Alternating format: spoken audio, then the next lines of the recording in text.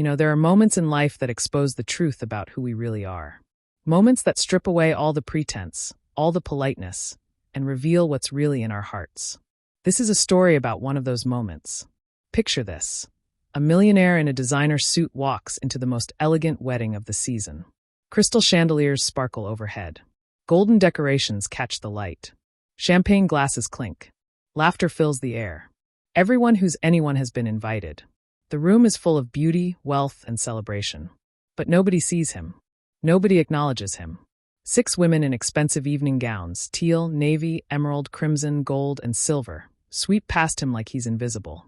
Their perfume trails behind them. Their jewelry catches the light. Their laughter rings out. But their eyes? Their eyes slide right over him as if he doesn't exist. Why? Because David Mitchell, this 38-year-old millionaire in his perfectly tailored blue suit with a matching tie, is sitting in a wheelchair. And in that moment, to these people, the wheelchair is all they can see. Not the man. Not his worth. Not his humanity. Just the wheelchair. Let me tell you what happened that evening. Let me tell you about the cruelty of assumptions and how one small child changed everything. David had arrived at the wedding with hope in his heart. His colleague was getting married, and he genuinely wanted to celebrate with them. He dressed carefully that morning. The blue suit, the crisp white shirt, the perfectly knotted tie. His brown hair was styled just right. He looked good, and he knew it. But the moment he rolled through those ballroom doors, he felt it. That familiar chill. That sense of becoming invisible. He positioned himself near the entrance, waiting for someone to acknowledge him, to greet him, to show him where to go. The first woman in the teal gown walked past so close that her dress nearly caught on his wheelchair. He had to pull back slightly. She didn't notice. Didn't apologize. Just adjusted her gown and kept walking, already engaged in animated conversation with her friend. "Excuse me," David said politely, his voice steady despite the tightness in his chest. "Could someone tell me where?" The woman in the red dress cut him off without even turning around. "Staff entrance is in the back." The words hit him like a slap. "I'm not staff," David said, his jaw tightening. "I'm a guest. David Mitchell. I was invited by." "Sure you were." Another woman in navy blue muttered to her friend, loud enough for him to hear. They both giggled as they walked away, their heels clicking against the marble floor. David sat there, feeling that old, familiar sting. The dismissal. The assumption. The casual cruelty of people who couldn't see past his wheelchair to the person sitting in it. He'd dealt with this his whole life. You'd think it would get easier, wouldn't you? You'd think after 38 years he'd develop thicker skin. But it doesn't work that way. Every time someone looked through him instead of at him, it hurt just as much as the first time. He rolled himself further into the ballroom, trying to maintain his dignity, trying to hold his head high. But the opulent room with its cream-colored walls, its elegant drapes, its warm candlelight, it all suddenly felt cold. Unwelcoming. Wrong. Around him, people laughed and talked. They clinked glasses. They embraced. They belonged. And David? David was alone in a room full of people. He found a spot near a marble column and stopped there, debating whether he should just leave. What was the point of staying where he clearly wasn't wanted? Where people assumed he was staff, or worse, that he was lying about being invited. His hand moved to his wheelchair's controls. Maybe it was time to go home. But someone was watching. From the service hallway near the back of the ballroom, Grace Anderson stood frozen, her hand covering her mouth in absolute shock. Grace was 29 years old, and she'd been working at this venue for 3 years. She wore the traditional uniform, a blue dress with a crisp white apron and a small white headpiece. She'd served at dozens of weddings, always moving through the crowds invisibly, refilling glasses, clearing plates, making sure everything ran smoothly. She was used to being unseen. It came with the job, but she'd never seen anything like this. She'd watched the whole thing unfold. The women walking past David like he wasn't there. The dismissive comments. The assumption that he was staff. The casual, careless cruelty of it all. And Grace knew who he was. David Mitchell. The tech entrepreneur. The philanthropist. The man who donated millions to disability advocacy programs across the country. More than that, he was the man who'd built the accessible playground in Riverside Park, right in her neighborhood. Grace's eyes filled with tears as she remembered the day that playground opened. She'd taken her daughter there, and for the first time, she'd seen children of all abilities playing together. Wheelchair-accessible swings. Gentle ramps. A sensory garden with different textures and sounds. A space designed with such care, such thought, such love. Her daughter had been so happy there. And it was all because of this man. This man who now sat alone in a ballroom full of people, looking defeated and small. "Mama!" The small voice came from behind her. Grace turned to see her 4-year-old daughter, Lily, peeking out from the staff room. The little girl wore a bright red dress that Grace had saved for months to buy. Her curly hair was pulled into 2 puffs, and her red shoes were polished to a perfect shine. "Baby, I told you to stay in the—" "Who's that sad man, Mama?" Grace followed her daughter's gaze. Lily was looking directly at David, who sat by the column with his head slightly bowed. Even from this distance, Grace could see the defeat in his posture. The loneliness. That's someone who deserves better, sweetheart." Lily tilted her head, studying David with the pure, unfiltered perception that only children have. "He looks nice. He has a pretty blue suit. Like the sky." "He is nice," Grace said softly. "Very nice. Then why is he alone?" It was such a simple question. Such an innocent question. And Grace didn't have a good answer for it. Before she could respond, before she could even think of what to say, Lily slipped past her mother's legs and started walking toward the ballroom. "Lily! Lily, come back here." But the little girl was already moving, her red dress swishing, her shoes clicking softly against the floor. She was walking straight toward David Mitchell. And in that moment, everything was about to change. David sat there by the column, lost in his thoughts. He was tired. Tired of fighting to be seen. Tired of proving his worth. Tired of the constant battle, just to be treated like a human being. He reached for his wheelchair controls again. Time to go. Then he heard it. The sound of small footsteps. Running. Getting closer. He looked up. A little girl in a brilliant red dress was running toward him, her arms outstretched, her face lit up with the purest joy he'd seen all evening. Her curly hair bounced with each step. Her smile was enormous. "Blue suit man," she shouted with absolute delight. The entire ballroom went silent. Every conversation stopped. The 6 women in their expensive gowns froze mid-sentence. The musicians paused. Even the clinking of champagne glasses ceased. Every eye in that room turned to watch as this tiny child in red ran straight to the man in the wheelchair they'd all been ignoring. David's eyes widened. His heart stuttered in his chest. The little girl skidded to a stop right in front of him, breathing hard, her smile enormous and genuine and without a trace of judgment. "Hi," she said breathlessly. "You have the prettiest blue suit. It's like the sky. Are you a prince?" David stared at her, completely caught off guard. In a room full of people who'd looked through him like he was invisible, this child saw him. Really saw him. "Am I a prince?" he managed to say, a smile tugging at his lips despite everything. "No, I'm just David." "What's your name?" "I'm Lily." She did a little twirl, her red dress spinning out around her. "I'm 4. She held up 4 fingers proudly. "Do you like my dress? Mama says red is for brave girls." "It's beautiful," David said, and his voice was thick with emotion. "You look very brave. Why are you sitting in that chair?" Lily asked with pure curiosity. No judgment. No pity. Just honest, innocent interest. Before David could answer, Grace rushed over, her face flushed with embarrassment. "Lily Anderson, you get back here right now." She grabbed her daughter's hand, then looked at David apologetically. "Sir, I am so sorry. She got away from me. I didn't mean for her to bother." "She's not bothering me," David said quickly, and there was warmth in his voice that hadn't been there all evening. "She's the first person who's actually spoken to me like a human being tonight." Grace's eyes widened. "You. I know who you are. You're David Mitchell. The David Mitchell." "Guilty," David said with a small smile. "You built the playground." Grace's voice cracked with emotion. "The one in Riverside Park. My Lily plays there every single week. You made the swings accessible. The ramps. The sensory garden. Mr. Mitchell, you changed our whole neighborhood." David shifted uncomfortably. He never knew how to handle genuine gratitude. "I just wanted kids of all abilities to play together. That's all. That's everything," Grace insisted, tears forming in her eyes. Lily tugged on her mother's apron. "Mama, why is the blue suit prince alone? Where are his friends?" The question hung in the air like a bell that couldn't be unrung. One of the 6 women, the one in the teal gown who'd nearly knocked into David's wheelchair, cleared her throat awkwardly. The shame on her face was obvious. We thought you were. You thought I was staff," David finished calmly.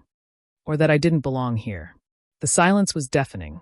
And then Lily, this 4-year-old child in her red dress and shiny shoes, said the words that would change everything. Mama says everyone deserves kindness. Even if they're different. Especially if they're different. She looked up at David seriously. I think you're wonderful. Want to be friends? She stuck out her tiny hand.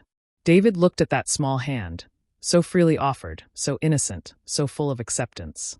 He felt something break open in his chest. Something that had been locked away for a very long time. He took her hand gently in his. I would love to be friends, Lily. What happens next will restore your faith in humanity.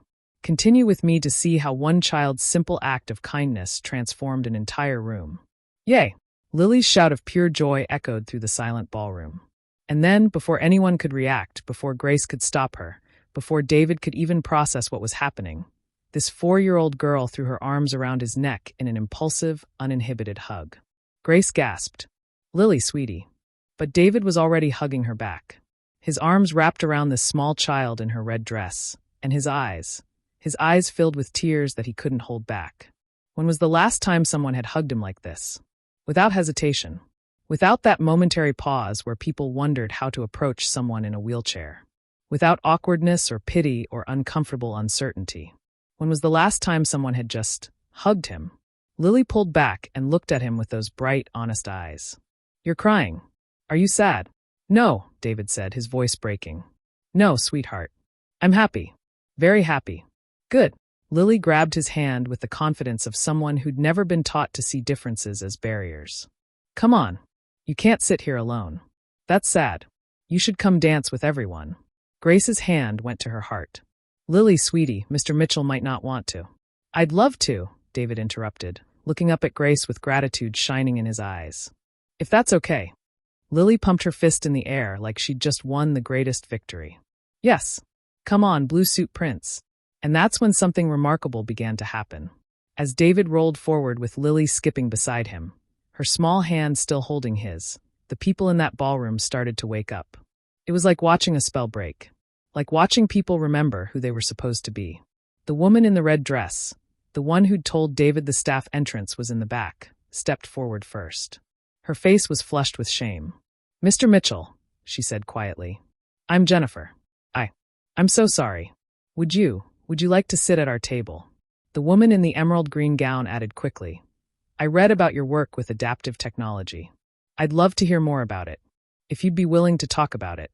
One by one, the 6 women who had ignored him, who had looked right through him like he was invisible, began to approach. Their expensive gowns rustled. Their jewelry caught the light. But now their eyes were different. Now they were seeing him.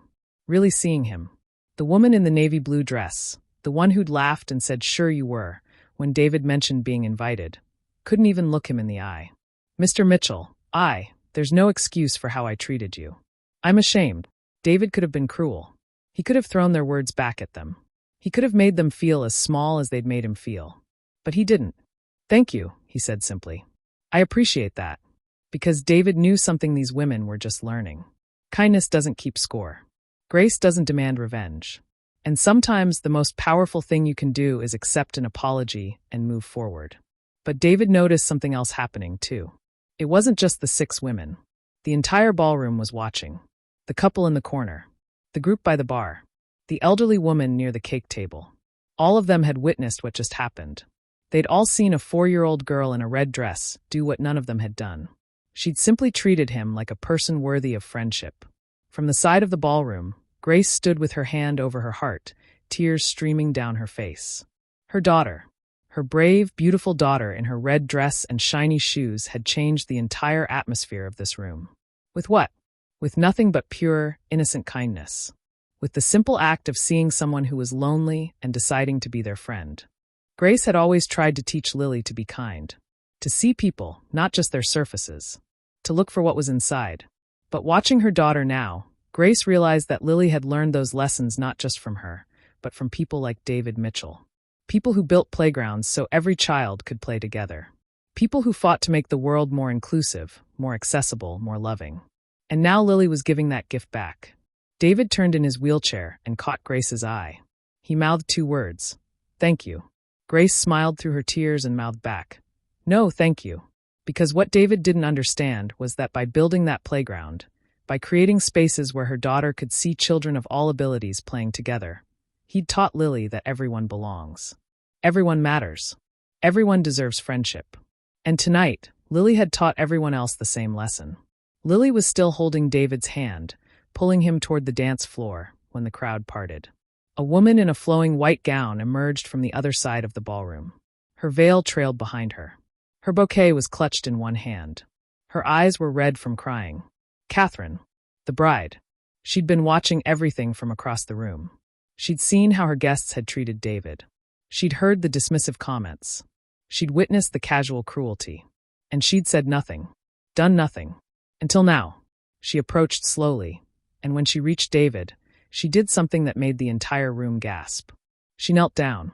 This bride, in her expensive white gown on her wedding day, knelt beside David's wheelchair so she could look him in the eye. "David," she said quietly, her voice thick with emotion. "I'm ashamed. This is my wedding. These are my guests. And I saw how they treated you. I saw it, and I said nothing. I did nothing." "Catherine, no," David started. "Please," she interrupted gently. "Please let me say this." She took a shaky breath. "Lily is 4 years old. 4. And she has more courage, more grace, more humanity than every adult in this room combined. Including me." Catherine stood and turned to face her guests. Her voice carried across the ballroom, strong and clear despite the tears on her cheeks. "Everyone, please listen." The room fell completely silent. "This man, David Mitchell, was invited here tonight because he's important to my husband and me. But more than that, he's a human being who deserved basic respect from the moment he arrived. And we failed him." You could have heard a pin drop. "Lily didn't fail him," Catherine continued. "A 4-year-old child showed us what we should have done. She saw someone sitting alone, and she made him feel welcome. No hesitation. No judgment. Just pure, simple kindness." Catherine's voice broke, but she pushed through. "That's the kind of love I promised to honor today when I said my vows. Love that sees people. Love that includes people. Love that doesn't make assumptions based on appearances. And I nearly forgot what that love looks like.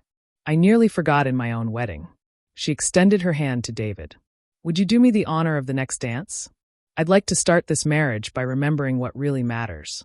David's throat was so tight he could barely speak.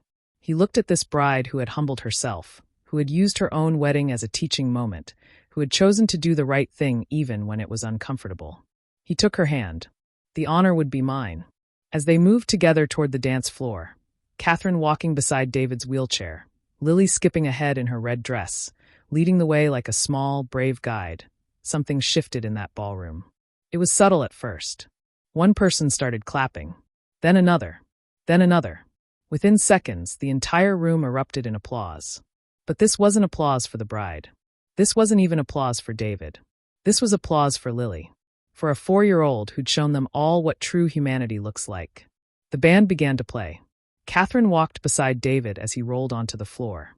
Lily danced around them both, her red dress spinning, her laughter like music. And in that moment, every single person in that ballroom learned something they should have known all along. Dignity isn't about wealth. It isn't about status. It isn't about whether you can walk or use a wheelchair. It isn't about designer clothes or expensive jewelry or the right connections. Dignity is about seeing people. Really seeing them. It's about a 4-year-old with curly hair and red shoes, extending her hand without hesitation and asking simply, "Want to be friends?" Later that evening, after the dancing and the cake and the celebration, David found Grace in the hallway. She was preparing to leave, holding a sleeping Lily in her arms. The little girl's head rested on her mother's shoulder, her red dress rumpled, her shoes dangling from Grace's other hand. "Grace," David said softly, not wanting to wake Lily. Grace turned, and there were fresh tears in her eyes. "Your daughter is remarkable," David said. "Truly remarkable. She learned it from watching people like you, Mr. Mitchell," Grace replied. "People who build playgrounds so every child feels included. People who fight to make the world better." David shook his head. "No, she's teaching me. She's teaching all of us." He looked at the sleeping child. "Sometimes it takes a child to remind us what really matters. To cut through all our prejudices and assumptions and just see people." Grace shifted Lily gently. "She asks about you, you know. At the playground. She calls it the Blue Suit Prince's castle." David smiled, his eyes stinging again. "Tell her. Tell her the blue suit prince says she's the bravest knight he's ever met." "I will," Grace promised. As she walked away, carrying her daughter into the night, David sat there in the hallway and thought about everything that had happened. He'd arrived at this wedding feeling invisible, feeling dismissed, feeling like the wheelchair was all anyone could see. He was leaving having been truly seen, having been celebrated, having been reminded that his worth wasn't determined by other people's ability to recognize it. And all because a 4-year-old girl decided that someone sitting alone needed a friend. You know what the saddest part of this story is? It's that it takes a child to show us what we've forgotten. We grow up, and somewhere along the way, we learn to make assumptions. We learn to judge based on appearances. We learn to see categories instead of people. Disabled, wealthy, staff, guest, important, unimportant. We forget the simple truth that Lily knew instinctively. Everyone deserves kindness. Everyone deserves to be seen. Everyone deserves friendship. We build walls where children see bridges. We create divisions where children see opportunities to connect. We complicate what should be beautifully simple. Want to be friends? 4 words. That's all it took to transform an entire room. To expose the ugliness of prejudice and replace it with the beauty of acceptance. To remind everyone present what it means to be human. David Mitchell walked into that wedding invisible and left unforgettable. Not because of his wealth. Not because of his achievements. But because one small girl in a red dress refused to let him be alone. And maybe that's the lesson we all need to hear. Maybe we all need to ask ourselves, who are we walking past? Who are we not seeing? Who have we made invisible with our assumptions and our judgments and our casual cruelty? And maybe, just maybe, we need to find the courage that Lily had. The courage to run toward someone who's alone. The courage to extend our hand. The courage to ask a simple question that might change everything. Want to be friends? Because in the end, that's what humanity looks like. Not in grand gestures or expensive gowns or crystal chandeliers, but in the small, brave hand of a child who sees someone lonely and decides to do something about it. That's the lesson of Lily in her red dress. That's the lesson we should never forget. Sometimes the smallest voices teach the biggest lessons. Sometimes it takes a child to remind us what it really means to be human. And sometimes the bravest thing we can do is see someone that everyone else has made invisible and choose to be their friend.